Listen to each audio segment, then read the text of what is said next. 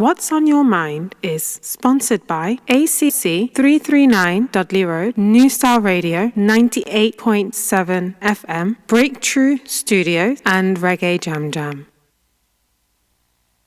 Good afternoon, guys. How you doing? It's Wednesday, and it's another What's on Your Mind. The program is produced by Breakthrough TV, and I am Carl. How you doing? This is a live stream. We are directly broadcasting to you directly right at this moment. So how you doing? Hope all is well with you. Let me say thanks for all you guys who support the program. Please support in the program and tuning into the program. I must ask you guys as well, please, if you do, please get a chance to share the program, please. And you can also share it on your Facebook page. Maximum respect. Let me say thank you for doing that. Also want to say big shout out to my guests who we had in last week. Leroy Brown, absolutely marvelous, brother. We say big shout out to you, brother.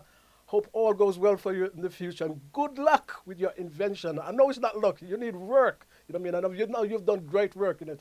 You've done absolutely marvelous with it. You know what I mean? We hope you can get it to the next stage of exactly where you want it to be. Just in case you missed the program last week, Leroy invented what we call an ear jack for motor cars, you know what I mean, which is actually marvelous. And he was also on the BBC Tomorrow's World some years ago. It's called the Earjack 2000.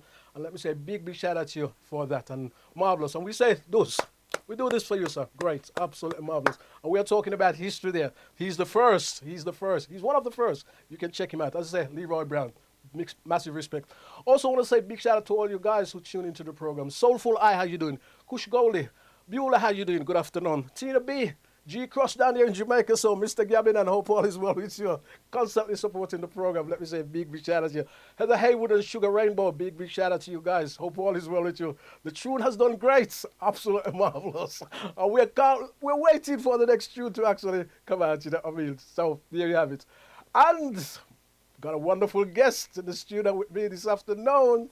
She has been here before, and I welcome the wonderful Marcia. How you doing, Marcia? I'm very well, and thank you for inviting me on your show. It's wonderful. Wonderful. How's your day been, girl? How's your day been? Do you know what? It's Black History Month, so it's massively busy every day throughout October. Yeah. But that's what we want, because if you weren't busy, then there'd be something wrong. Yes. So it's busy, but it's a beautiful busy. Just a quick insight. What do you do? Because we're going to talk about Black History Month, because it is the end of the month. Don't forget as well, the clock. I think the clock goes back this weekend also. You know what I mean? It goes an hour back this weekend. But we're going to talk a little bit about Black History Month later on. And give us a little insight of what do you do. Yeah, so our speciality is taking people that book onto our website, onto the variety of different walks that we've got. Yeah. And they're all themed walks based on a particular theme within our history. Marvelous. And so, for example, we've got in Handsworth the history of Nelson Mandela coming to Handsworth and the social impact that brought. Yeah. Okay, so we've got in Edgbaston our Ida B. Wells walk. Yeah. And Ida B. Wells is actually associated more with what we call African American history.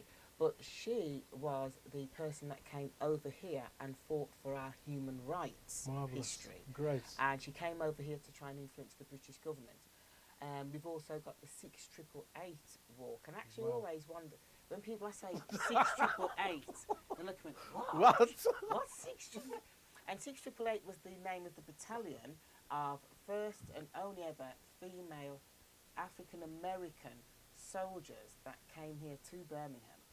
They were based in Selly Oak, and they made a massive difference to World War II. What's the in thing about all of our walks is this is history that has the narration has been kept out of any other type of history. Yeah. We are the ones that bring it to the forefront. Great. We're going to talk about that a little bit later on. Isn't that great? Isn't she wonderful, guys? Absolutely. Absolutely marvelous. So, now, as you know, let me look at a few things that's been happening. So, we're going to look at the storm that we've had. You know, Storm Babette. Man, heavy rain across the UK, floodings, and caused a lot of damage. Hundreds had to evacuate. This happened a lot over the weekend.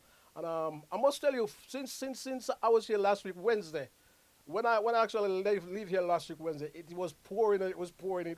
Some of the roads were flooded. In fact, some of the roads were actually closed. I think then it carried on until Wednesday. I think we had one day that was actually free. And then the rain was back again. It wasn't too bad today. It wasn't too bad Monday. How did you find it in the rain? To be honest with you, I mean, Monday wasn't too bad. Yeah. I mean, for me, I actually love the rain. No, I do. When I'm inside. Yes, yes. It gives you that cosy feeling. Yeah. But no, a lot of people did, especially in different parts of, it's like Gloucester, I think. I mean, where you've got the flat panes. When the rain isn't affecting you, like it's not flooding your house, then you're okay. Yeah. But a lot of people have had to face a lot of destruction. Yeah, and that's very stressful. it is, because if you look on the clips that we actually showed, that Scotland where you see the car is like gone off the road and into the and that picture there with Scotland. You know what I mean, where the car is actually in there, and it was very, very, very, very bad up Scotland. You know what I mean? Well, I mean, we look at it as heavy rain, Yeah. but some people, that heavy rain, and we just look out the window and we go, oh, that's really heavy. But for a lot of people, that heavy rain can actually dictate what is left of their house, their livelihood. Yes, yes. Now that's big. And crop as well, because it affects the crop. Because I think now's the time to get all the crops out the ground. It's autumn, isn't it? Yeah. So everything is Washed died and you're getting that the ground. So a lot of it's going to be damaged, or you know what I mean. You can't get it. And I dare say, regardless of that, all the prices in the shops, Yes. it have an effect when the weather's that bad. You know Well, what I when mean? you've got this sort of thing with where everything is dependent on weather, Yeah. prices will naturally fluctuate Yeah. anyway. But when you've got extreme weather, so even when you've got extreme heat, that affects the price of stuff. So it's so is the season. and this you like in the rain. I mean, yeah, but it doesn't affect me that badly. Yeah. That's fine. Well, I guess I guess one of the things I could say is that, I mean, we have rain bad here, but I've always said, if you ever been in a hurricane or a storm, I've been in a hurricane as a very young child. You know what I mean? And I've talked about this before. And when you're in a hurricane or you're in the house, and for a couple of days, the wind is just bouncing up against the house. It's hitting the house. It's hitting the house. It's hitting the house. It's hitting the house. And the rain constant. And you can't come out the house. You know what I mean? And then when it does ease up a bit and you come out the house, all you see is landslide. The roads are blocked, everything, then block the road. You know, they block the road, everything block, and then you see the clearing up of stuff. But it's a terrible thing to be in. Yeah, terrible and dangerous. You know what I mean? Even my parents and my grandparents, and that sort of weather. You know what I mean? It's absolutely. And as you know, the Caribbean is sort of known for that. You know what I mean? Yes. And other parts of the world is sort of really known for that. At different times of the year. I guess it's what they call Mother Nature. I know, yes, and climate change. Yeah. Don't forget, guys, to like, share, and subscribe to the program. That's enough about the weather now.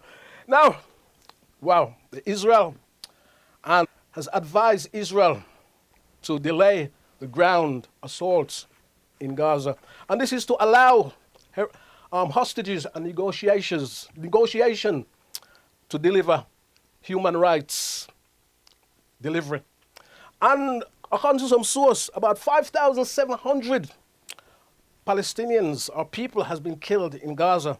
And this comes on the back after the attack on Israel by Hamas on October the 7th, where 1,400 people were actually killed and 203 were actually taken hostage by Hamas. And I gotta say, one lady, two hostages has been released.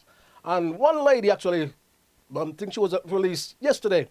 We saw on the news yesterday, and she was actually saying that how terrible it was to be an hostage by Hamas. But she also I gotta say, she gives a little bit of light, because she said she wasn't treated badly, but it was terrible and frightening. But she actually gave a little bit of light, because she sort of what do you say, her capturers who actually hold her, you know what I mean? As she was leaving, she shake the capturer's hand, and the capturer shake her hand, and she says shalom.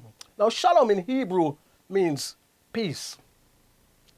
Yeah, and I say that thing actually goes on there is actually it's actually terrible, unbelievable for both sides. You know, we see it on the news all the time, so it's not made up. It comes in on the news day after day after day. Isn't that right, Marcia? And you don't know what to say. Well, you can't say anything. Well, in terms of you can say something, but what you're watching is each day it's getting worse and worse, and it's getting more and more frightening. Yeah.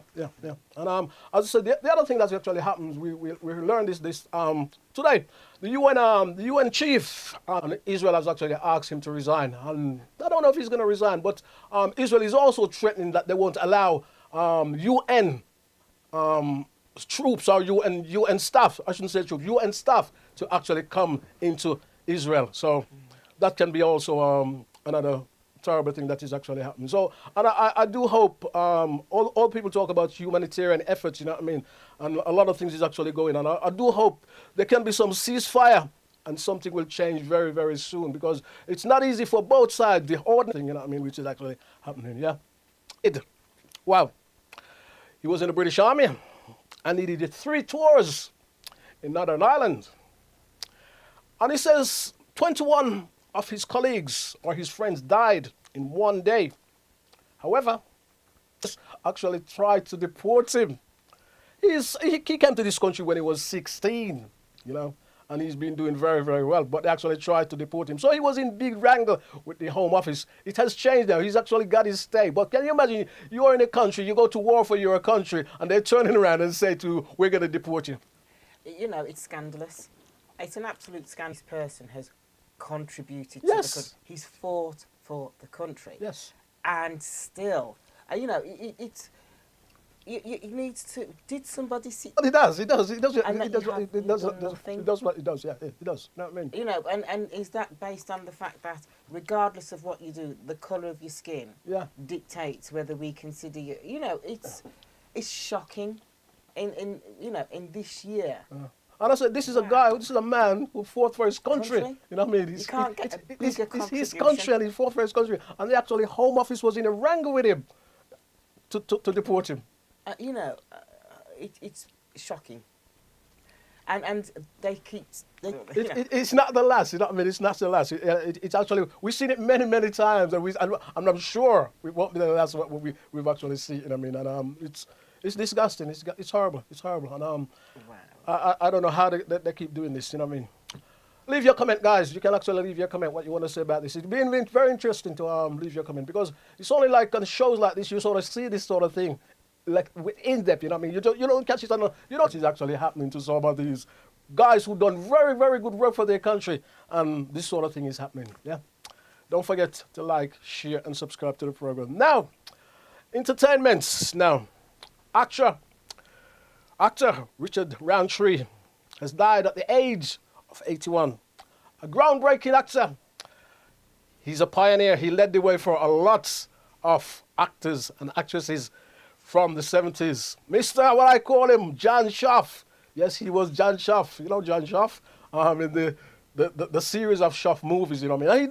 He's done a lot of movies over the years, you know what I mean? So we say, rest in peace, Richard Roundtree. And as I say, he was absolutely a wonderful brother. Yeah, Richard Roundtree. Fantastic. I mean, he paved the way Yeah. for a lot of other, male. Yeah, your likes of black Denzel folk, Washington, Spike Lee, and all those other guys. He paved that way. He created that platform for a lot of our, Hollywood stars that we have at the moment. So yes, he's a legend. Yeah. So many. We see some of those early Schaff movies. You know what I mean? Which is, when you see them, you know what I mean? There was nobody like him. Nobody like him actually. Nobody like him actually on the screen that looks like us. He you know? totally owned it. You know what I mean?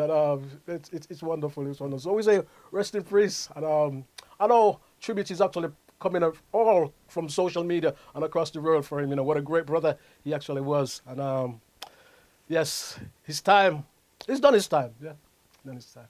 Yeah. Now we go to stick with entertainment. DJ Kool Herc. DJ Kool Herc, the pioneer. He started, the hip-hop thing way back in the 70s. Well, he's actually put in a collaboration and a big hip-hop concert in Jamaica, the 50 years celebration of hip-hop. And that will take place in St. Anne's in Jamaica.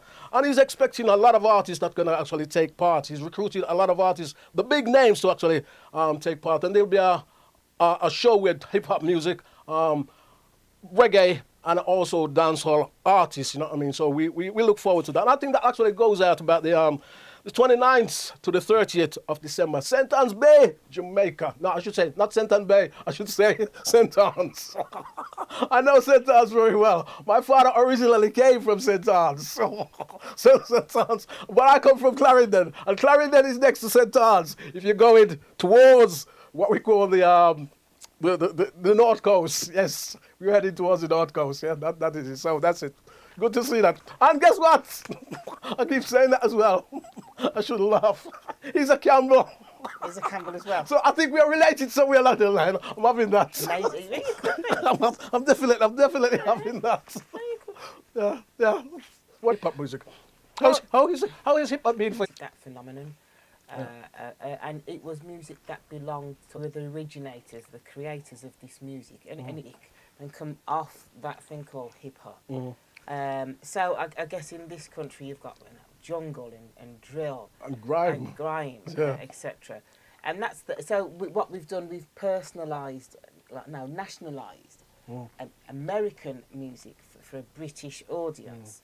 I've always wanted to know, why is it called hip hop? Interesting. Like I know R&B, so rap is R&B is rhythm and blues. Rhythm and blues. Yeah. And rap is rhythm and poetry. Yes. But why is it called hip hop? That is interesting. That's it. But and it's also as you know, it also comes from Jamaica, which the Jamaican toasters was actually when they play the track or they play the dub track and you got a guy toasting on it. That's where it's actually, that was the influence. That's where it actually comes from. I'd just love to know the origin of the name. Yeah, Why call it hip hop? it is interesting. Is it because you hip hop or I don't.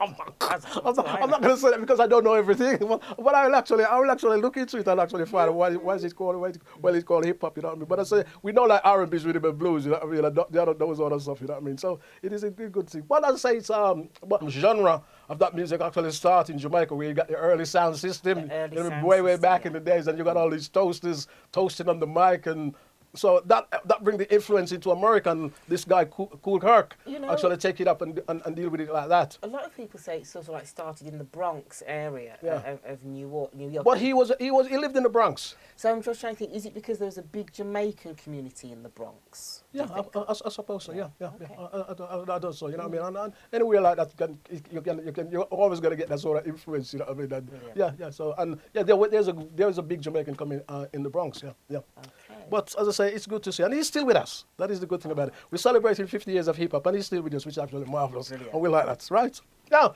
come to music, and he's actually been talking about his tour. He's on tour in the UK, and he actually he said he's been very, very. He's been very, very helpful, and he's talked about supporting female artists, you know, which is absolutely marvelous. And he actually talked about people who he actually learn from, your Beres Hammond, your Buju Banton, or your Capleton, you know what I mean, all those artists. And he says he actually learned from a lot of different artists over the years. And I say he's still a young guy. He's one of what I call the younger generation of reggae music that's going to step into the shoes of people like Beres Hammond and all those sort of guys, you know what I mean. You're going to step into the shoes of your Beres Hammond, even though he's got his own thing. He's got his own style. He's got his own genre of music. You know what I mean? Which is, I think he's actually one of these guys that's going to step in. And he was actually at Jam House in Birmingham. Okay. Last night. You know what I mean? And yeah, it was absolutely marvelous. Brilliant. So he was at the Drum House last night. I think he moves to Bristol. So he's on a tour of the UK. Yeah, he's on a tour of the UK, which is actually great to see. I mean, it's marvelous. And I gotta say, I do like Remain Virgo. I've always liked Remain Virgo. A couple of those younger reggae artists I actually do like. The other one I can't leave out is Remain Virgo, and the other one is Christopher Martin. And Lila Ike and all those guys. Big names. Big names. All those guys, you know what I mean, doing very, very, very well. Yeah. Fantastic. Don't forget, guys, to like, share, and subscribe to the program. Now, Marcia. Hello. Let's go back to what you've been telling us to tell us about. Yeah. Yes. So what you're talking about your Black Heritage Walk. Tell us how did it start? How did you get involved in this? That's right. Yeah. So I come from a long teaching background. Yeah. Taught in colleges, lectured at universities and schools and so on. So I come from a teaching background. Okay. And also research. And I've always known two others in Birmingham, puts everything together, and he's a specialist in terms of military contribution of our people to the UK. And we've always known of each other, but literally we crossed paths one day in Birmingham. Yeah. And that comes from my own personal issues with this thing of teaching, and you're given this thing called the national curriculum of what you're supposed to teach, and you'd be looking and thinking, well, this is only quarter of the history. That's right. And for myself, that gave me massive frustration based on the fact that I looked and I thought, well, I'm also working within this education system, and I'm doing what the curriculum says I'm supposed to do. teach only that part of the history, when I conscientiously know there's another big, 3/4. And what am I doing about the fact that I know, I'm guilty of knowing that this history isn't being incorporated into this? So I had my own historical career frustrations. So that's for me. The three of us sat down and we said, what are we going to do about this? This thing that we're not represented. You can't see us in Birmingham's history, much less the UK. Yeah. So we looked and we thought, well, what does black Birmingham history look like? Yeah. So we sat many, what I call kettles full of coffee. and not just what we knew, we went about researching or the historicals in terms of us being here, human rights, civil rights, in sports, entertainment, what's our history like in each of those categories. And we actually found some fantastic golden nuggets. Okay. So that was that. We compiled all these things that we... So the next thing is, how do we present this? Yeah. For me, it was just the natural thing. We take people there. Oh, you take people around? And that's based on my own, what I call, innovative way of being able to teach history in the classroom. History is one of those subjects that your average, what I call secondary school student will say, and it is. It is for them. I love history. I've always loved history. But the thing is, being able to engage that student in history in the classroom is difficult because I always used to do was say, right, get your coats on, get your bags, run that bus, and I'd take them to that historical place. So if we're teaching about World War II, instead of me being stood in the classroom trying to get them to engage in it via pen and paper, I'd take them to RAF Cosford. Okay. So then they could the student out of the classroom and make them experience it, all 5 senses. And I said, that's probably the best way we should go with this. Take people to that place where Ida B. Wells lived, where Nelson Mandela came to, so they could get the full historical context of what it meant then and how the social impact of it still now. Okay. So that's what we do. That's what you do. Any surprise? What are the surprises that I mean, if you're doing this and you're researching, what are some of the surprises that actually comes out? I mean, if you talk about Nelson Mandela, I remember Nelson Mandela came to Hansard Leisure Centre. Yes. I remember that. What are some of the surprises that actually jumps out at you? So the big surprises is the fact that what I'm teaching or presenting that happened hundreds of years ago is still happening now. In what context? In what context? So in terms of economics, all of the raw goods that come into Birmingham City Centre, well, actually to the UK, we think they are expensive. Yeah. But they're not. They're very cheap, based on what we call systems put in place to ensure that Britain will always get raw commodities such as fruit, vegetables at pennies. Just like they did. I see where you're going with this. Hundreds of years that were set up hundreds of years ago, based on enslavement, still exists now. Yes. And that's what I find amazing. So it was wrong then, but we're still doing it now. And it was even because they had slaves, so they didn't have to pay the slaves anything. They didn't give them anything. But we're still paying little or nothing for raw crops, fruit and veggie. Yeah. And we're still only paying pennies. But we think that they're expensive, but they're not. When you break down what, for example, I don't know, a bunch of bananas has had to go through, someone cutting it down off the tree, someone bringing it here.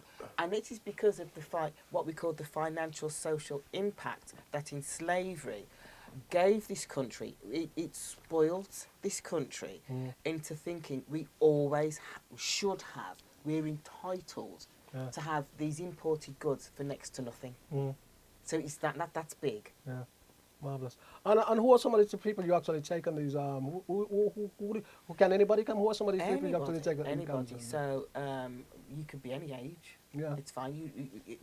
And when we say walks, it's not like you have to be able to walk with slight disability or you're in a wheelchair. Yeah. We can tailor the walk, so we can take you around in the minibus that we've got. Yeah. So there isn't anybody that is excluded. We are totally diverse. Yeah. to everybody, every race, every condition. We can facilitate. Okay. What about any surprise from the Windrush generation? Anything you come up with? To 80, possibly early 90-year-old. Yeah, 80, 90-year-old we're talking about. The first generation, yeah. Oh no, they are proper, true historians. Yeah. Nobody can tell the history of coming into this country like they can. Yeah. And in actual fact, most of the information that we've got hasn't been done by our research. Yeah. It's been done by the oral stories that age group has Tells. told us. And it means something much more important because it's a lived experience. It is personal, and it is true to that person of what they experienced when they came here. Yeah. And you can't get better history from that. So for us, a real historian is that person that's lived it. Yeah. Well, the Windrush generation have. And for places like, say, Handsworth must have been what we call a treasure chest for that sort of thing, you know what I mean? Well, the thing is with Handsworth is actually known for doing our research. At least 80% of the, what I call history, was actually in and around Handsworth. Yeah. The other bits of history, yes, were other parts of Birmingham. But if you want to know where we've come from, I mean, you've got your greats, for example, that captured that visualisation, such as Vanley Burke. Yeah. That's Handsworth. You've got Handsworth Revolution. It's that particular genre of music. Steel Pulse. Steel Pulse. Yeah. Okay. You've got Benjamin Zephaniah. Yeah. Right. So that's all your entertainment. When you're looking at, for example, our civil rights, what we've done for ourselves, you're looking at, Beanie Brown, African Liberation Day, all of these big events, Handsworth Carnival, all of these events. If you want to know about our history in Birmingham, you go naturally to Handsworth. It's there in every genre. Yeah. But it's changed so much now over the years. It has, because, in terms of every part of the UK, the look of that city, that community has changed. Yeah. So where, for example, in the Windrush days, so we're talking like 75 years ago, it was predominantly Jamaican and Irish. Yes. That now has changed. So it's now, what I call faiths in there, nationalities. So it hasn't got that ring of, being what they call a black community. Yeah.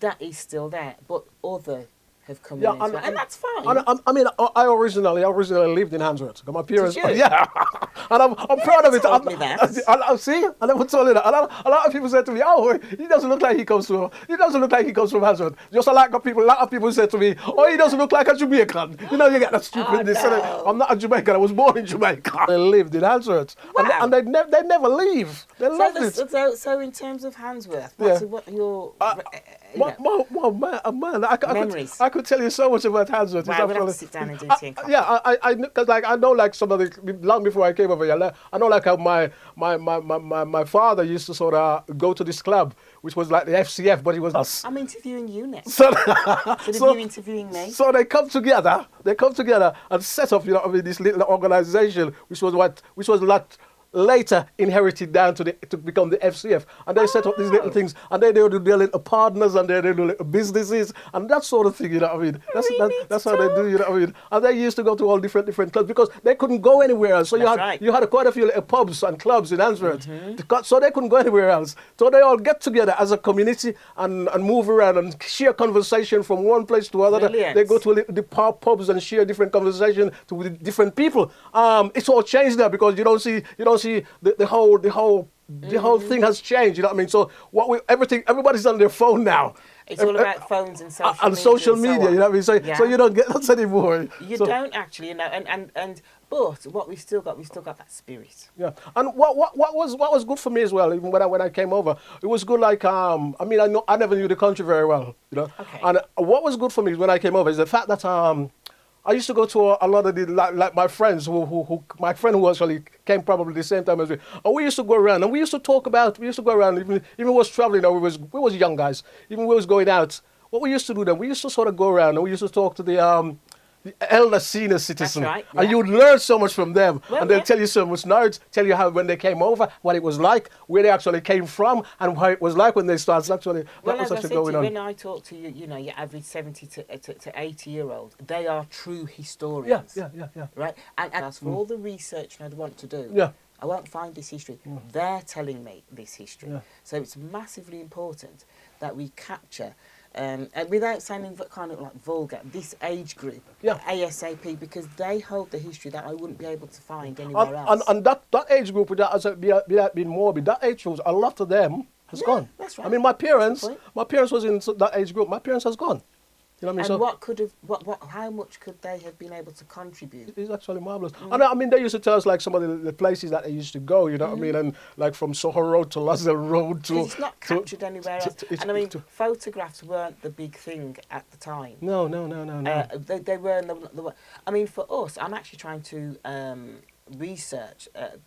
So I've been told about Derek's photography shop. Yes. So when you're saying yes, have you heard of That's Derek? right up there.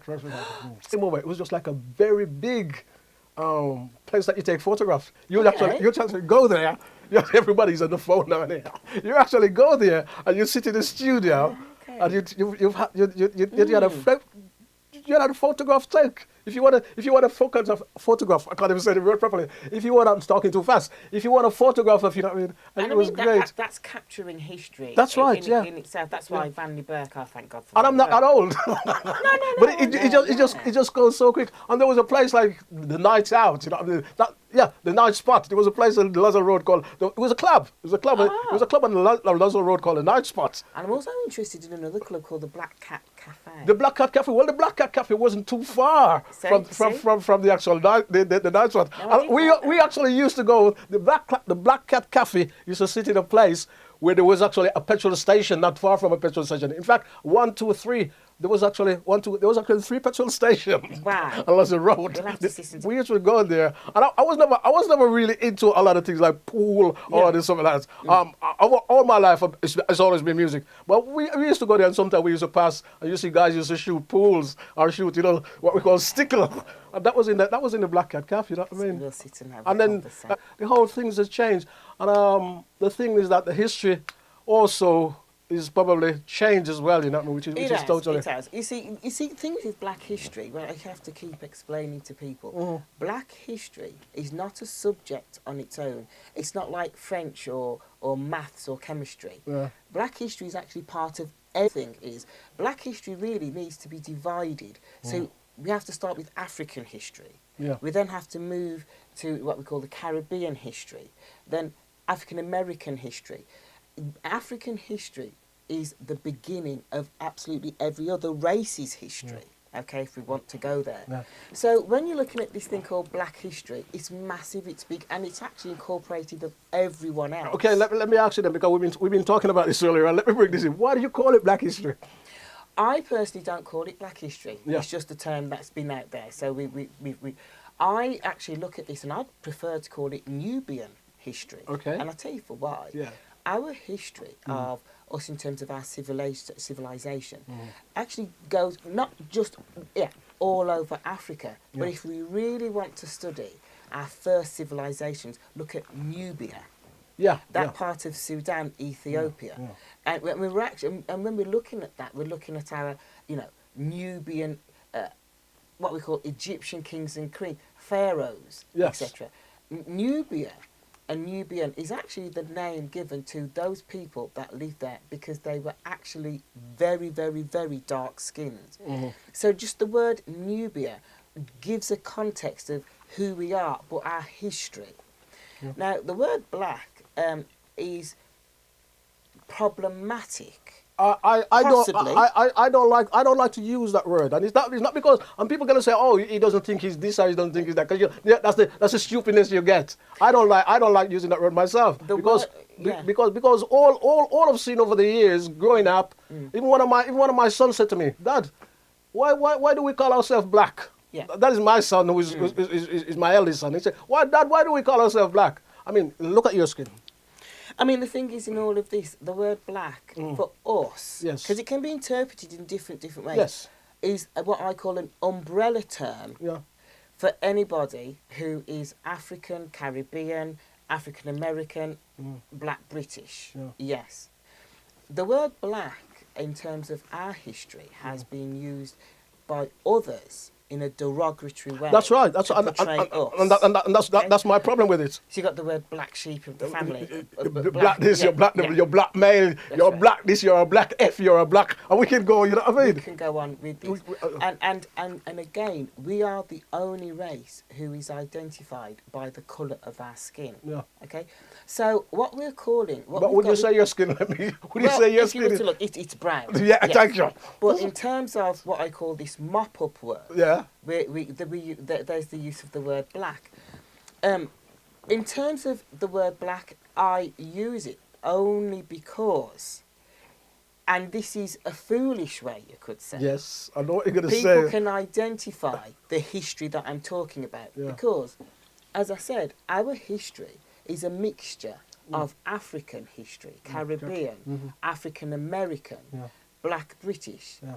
So the one term that mops up all of these is black. But I should really prefer the word Nubian. So you use it easy. I said this to you earlier before. So you use that word because it's easily identified the subject of what you're talking about. That's right. And I understand that. I see that. But I because prefer the word Nubian. Yeah. I totally agree. I say I've always had it's the same thing. It's the same problem I have with the N word. You know what I mean? Yes. It's the same problem. It's exactly the same thing. I've always had problems with these words. You know what I mean? And people, as I say, people will say, "Oh, you know what I mean?" I don't. My mother used to say this to me as well. You know what I mean? Why do we label ourselves with this? And I don't think this is going to change. And because we're fighting. With that word, we're fighting a battle because James Brown, come on. Oh, I'm black and I'm proud. This is what I'm saying. So the fight is already begun with that, and we're actually losing the fight. Yes, because there's this fight because we've lost. You got to understand, enslavement changed the trajectory of a whole race. Mm-hmm. Enslavement hasn't affected any other race as much as it has affected us. And right now, so what's your surname? Campbell. What's my surname? Dunkley. Dunkley. Right. Yes. That's not our real surname. No, that's not my real name. No. No. That is the name of the plantation owner. The plantation owner. Right. Yes, we inherit that name. And we know this. Of course we know this. But I still call myself Dunkley. Yeah. And you still call yourself Campbell. Yeah. So no other race has got the names given to it of another race. So, for example, if you're from India, you're going to have an Indian sounding name. That's right. Right? If you're from China, you're going to have a Chinese sounding name. Yes. We haven't. Yeah. So right now, and if I'm from Africa, you'll have an African.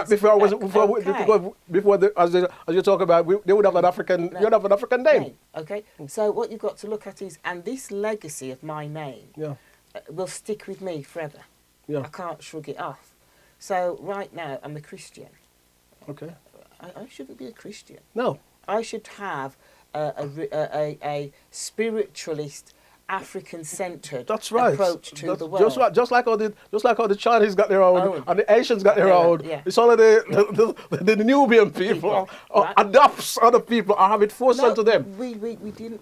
We had it enforced. That's right. Enforced to the point we've been branded. So I've been branded with this surname. Yes. I've been branded this religion, and I can't shrug it off. Okay. So we're in a situation where we are that race that has suffered or our trajectory has been changed to the point we can't change it back. Yeah. Because can I find? I could rename myself some sort of African name, but it wouldn't be true to who I think I really am. I wouldn't know, because where do I originate from in Africa? I mean, I know I can do ancestry, DNA type I understand that. But where do I, and can I relate to, let's say it was the Maasai tribe. Yeah, can I relate to the Maasai tribe? No. And that's because for hundreds of years, my culture, my identity, my everything has been pulled away from me. Wiped out. Yeah? I can't get it back. Yeah. That's how bad it is. The next question I was gonna ask you, how do we change it? This is it, you know. It's like and again, this whole thing of what we have to appreciate is we have to take our minds, our way of thought back to Africa. Yeah. And have that African way of thought. But what is an African way of thought? Do you know what I mean? It's been muddled to the point where we can't rectify this. Yeah. It's damage that we can't rectify. Amazing, amazing. I don't know. And as I said, the ground has been laid there for such a long time. It's very, very hard to sort of, you know, Definitely. to sort Well, of. it's impossible, and it was made to be impossible. Yeah. So, I mean, I'd like to think, could I ever find out what would have been my surname from my ancestors way back, I don't know, 200... It's never going to happen. And it gets harder because people of my colour or my race is integrating into other race Yes. as well. So it becomes even harder then. It becomes even I mean, harder. But even... I mean, a lot of children now of my race count themselves as Europeans. Oh, yes. You see what I'm saying? So it becomes even harder. So over the years, past years, there's systems been put in place so that we're branded with this name, right? Mm-hmm. We're branded with this religion, Mm-hmm. this language. You know, we should be speaking an African language right now. Of You know course, that, of Carl? course. How many do you know? None. You don't. Oh no! I was actually. I mean, I love my African music and all that, and I was actually playing an African track, and I've got an African friend. I've got an African DJ, and I have to phone him up. I mean, any other music I play, I know the language. You know what I mean? But you don't know, and that should be our mother and that tongue. is, I'm playing this from Afrobeat True, and I have to phone my friend up and say, listen. What I know the name of it, but what does it mean? Because you don't want to play something that you don't know the meaning. You know what I mean? Should know. And I should know. We've had a lot of damage. When we say a lot of damage, irreparable. You couldn't repair it, even if you wanted to. Yeah. So you know, there's this thing called Black history. But one of the things I always say is that when you're looking at Black history, first of all, divide it into the different aspects of Black history. So you have to, if you're going to talk about Black history, you have to take it all the way back to Africa, as you're not talking about Black history. That's right. That's right. So there's that one. And appreciate it's not a subject on its own that you can go and study. It's absolutely amalgamated with the way we live, systems put in place, our environment, who we are, who everyone is. Yeah. It all goes back to that. Unfortunately, what we've had is, over the years, hundreds of years, is that the history that we've been presented with has been from a Eurocentric history. It has been a history that has been dominated by white males. Yeah. And it has been a history where they think they set the standard. Yeah. So what I'm looking at is, okay, so first of all, let's look at this thing called rights. Okay, civil rights. Yeah. Okay, and that's when you hear a lot about, you know, Martin Luther King and Malcolm X, etc. But you have to understand that civil rights is totally different to human rights. Yeah. And there was a time where we weren't even seen as humans. Yeah. Okay. Yeah. And we were treated as stock Yeah. for breeding and work purposes. Yeah. So we had the same status as animals. That's how awful the damage has been. And while other people have been fighting for their civil rights, and when I say that, I'm talking women's rights, children's rights, Yes. disability rights. Yes. When they're fighting for those rights, we're only just getting our human rights back. Yeah. Well, I think actually one of the things Martin Luther King Jr., is that when he went to see Kennedy, was it Kennedy he went to see? Yeah. And he said to Kennedy, well, look at your women, look at the way you treat your women. Are you going to give them the same rights? Are you going to give them equal rights? And that's how we actually get the Civil Rights Bill. I think that if you go to history, you see that's how we actually get the Civil Rights Bill to be passed. And you know, and there's what I call glaring parts of history. I should say, he said, when you look after your Caucasian women, he didn't say that, but that is my language. Yeah. And look how you treat them. Look how you treat them. So I think Kennedy just dragged it on board and said, yes, we got to have this this civil rights bill. You know the history of that. It's probably embarrassing, but it's those that history that you wouldn't associate as British history because you automatically think it's got to be a white person. Yeah. So to think we've had three, what I call queens in England who have sat on the throne of African heritage, and I'm not talking Meghan Markle. I'm not. Three African queens, and it's not. I mean, this is big. This is the sovereign of a country, right? And we're not talking about those three queens of African heritage, right? Yeah. We go further. When we look at the whole thing, for example, America, the Civil War, the North and South Civil War was actually started because of the whole thing of enslavement, and we need to be conscious and release. So what I'm trying to talk about is big historical impact events that are because of us, even then we sideline it and we just say the Civil War in America was to do with civil amendments. No. No, it wasn't. It wasn't. It was to do with us. Us, yes. But Totally. even now, I'm trying to explain to you, if you go onto, any website, the narrative still hasn't changed to say it was because of us. It's directly linked because of African civilizations. Yeah, yeah. So we've still got a long way to go. Still got a long way to go. Wow.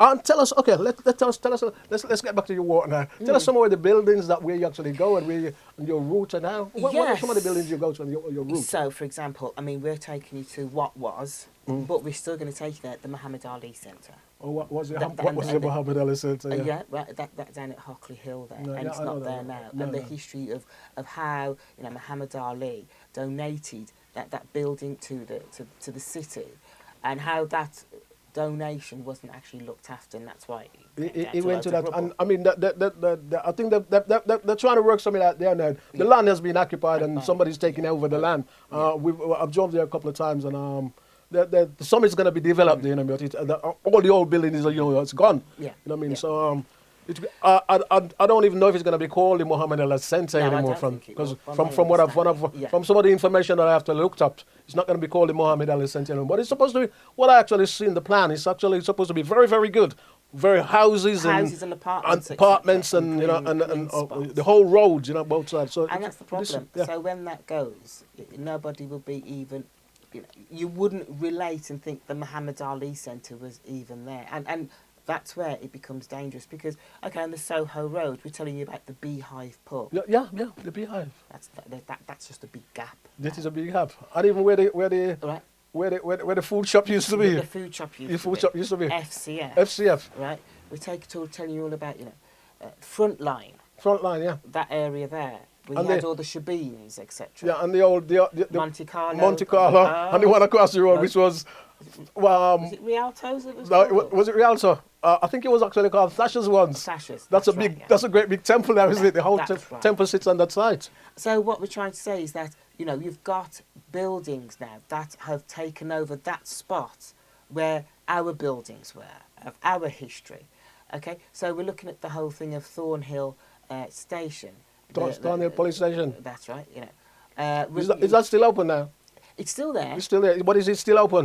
No, people aren't taken there who have been arrested. The police, West Midlands Police do still look after the building. Yeah. I get the impression it's it's more like a conference centre or something. Mm. It doesn't act as a police station anymore. Yeah. But that Thornhill Police Station acts as sort of like that narrative that I introduce people to the social injustices that used to happen, not just in Handsworth, but all over the UK. Yeah.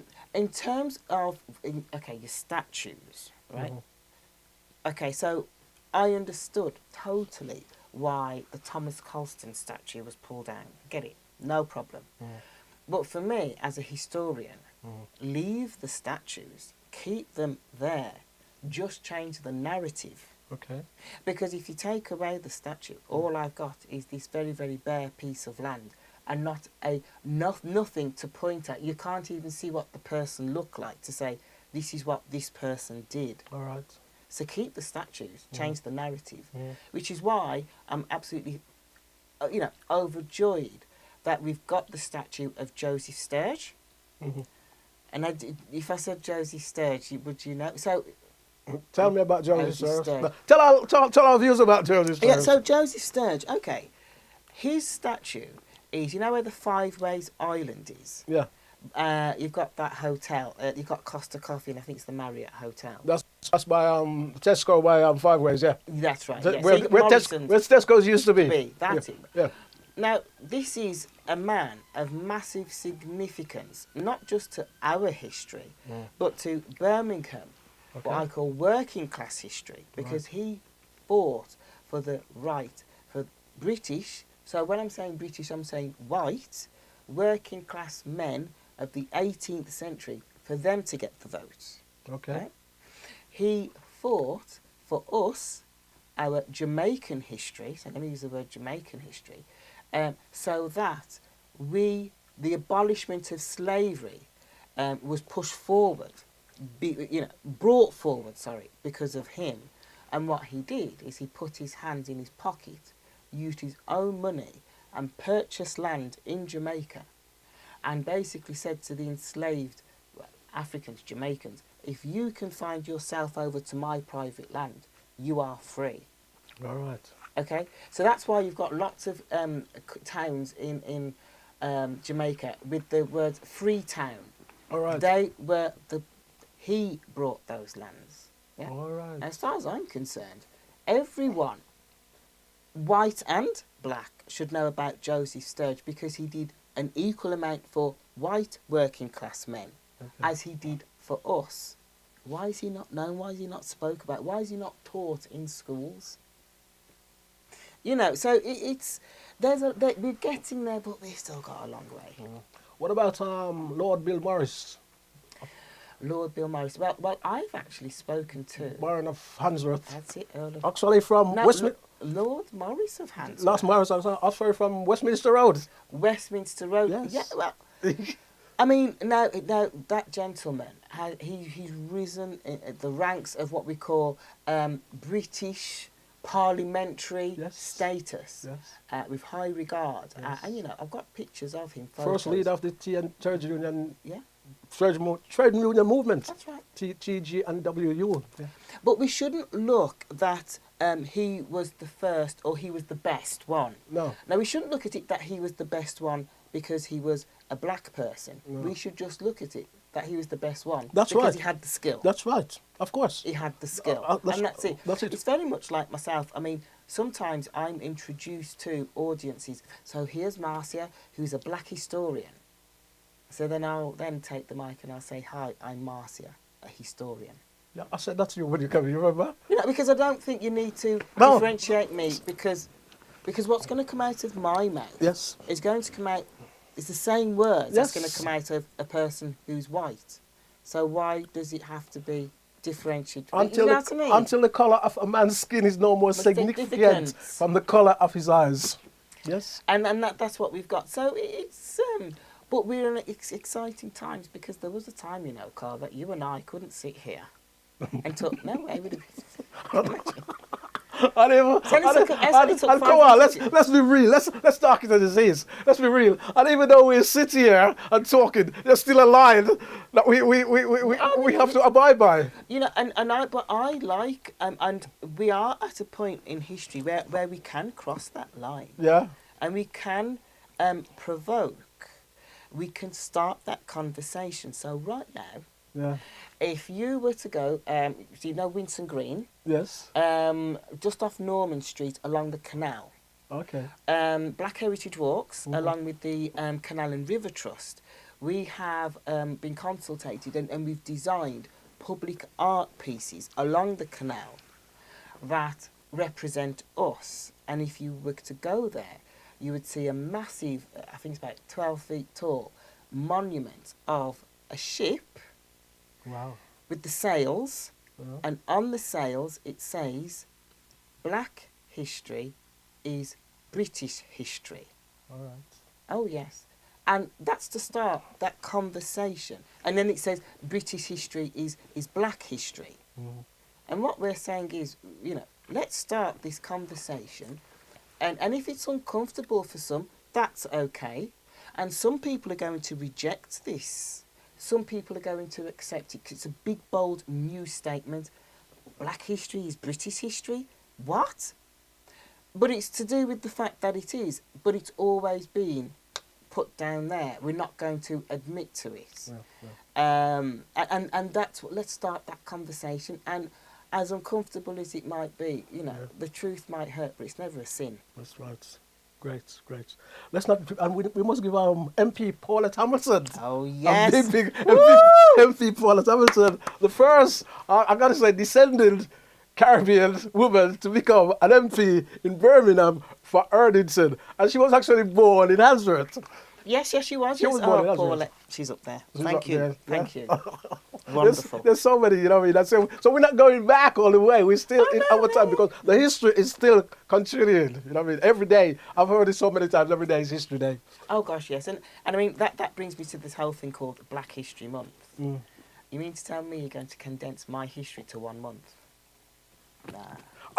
Quickly, because I think we're actually running out of time. No, you're not No, going to do that. no. I'm talking about our history every day. No. What I want to ask you now, because I said I was going to ask you this before when I came in.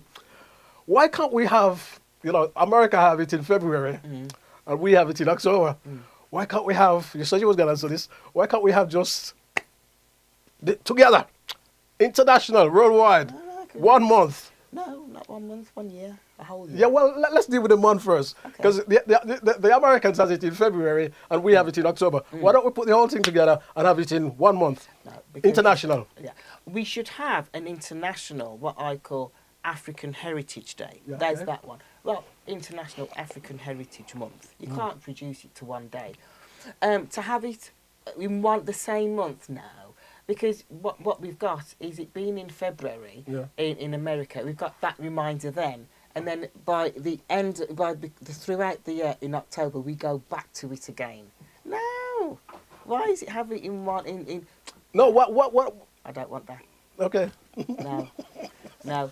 And what we should have, for example, is France having Black History Day in January.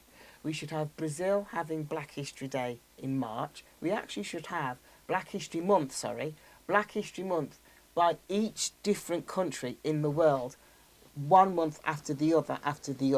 That's what we should have. Marcia? Yes. Great. Thank you. My producer says I'm out of time. Okay. Shake my hand. Thank you. Thank you for coming. God bless. Absolutely marvelous.